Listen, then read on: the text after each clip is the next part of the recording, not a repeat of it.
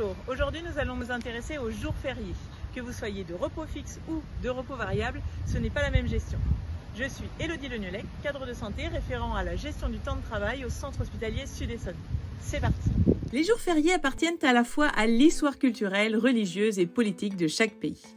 En France, les jours fériés légaux sont au nombre de 11 dans l'année. L'Alsace-Moselle et les Outre-mer ont des spécificités.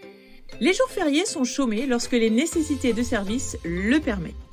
Le nombre d'agents présents dans le service permet la continuité du service public, alors les autres agents du service sont en repos férié. Ce jour est chômé en plus des repos hebdomadaires classiques. Mais attention, dans la fonction publique hospitalière, il y a deux situations possibles. Vous êtes en repos fixe ou forfait jour. Si un jour férié tombe en semaine, il sera chômé. Si un jour férié tombe sur un repos hebdomadaire régulier, il sera chômé au titre du repos hebdomadaire et non récupéré. Vous êtes en repos variable ou de nuit.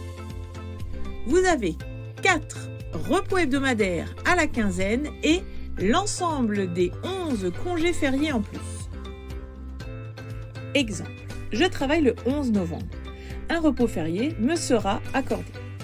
Mon cycle de travail prévoit un repos compensateur ce 11 novembre. Un repos férié me sera accordé. Donc, les congés fériés sont bien des jours supplémentaires de congés à poser sur les cycles de travail.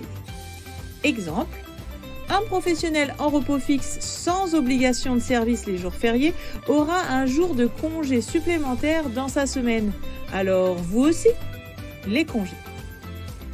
Si un jour férié est présent lors de votre semaine de congé, il sera attribué obligatoirement un congé férié par votre encadrement et 4 congés annuels.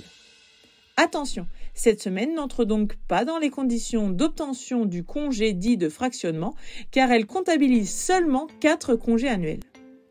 Je vous suggère donc de poser d'autres types de congés sur cette semaine, ou de prendre un 5e jour avant ou après les repos hebdomadaires accolés à votre semaine de congé. Alors, profitez bien de vos congés fériés. Voilà, cette vidéo est terminée, j'espère qu'elle vous a plu. N'hésitez pas à vous abonner, appuyez sur la petite cloche pour avoir les prochaines notifications et je vous dis à bientôt.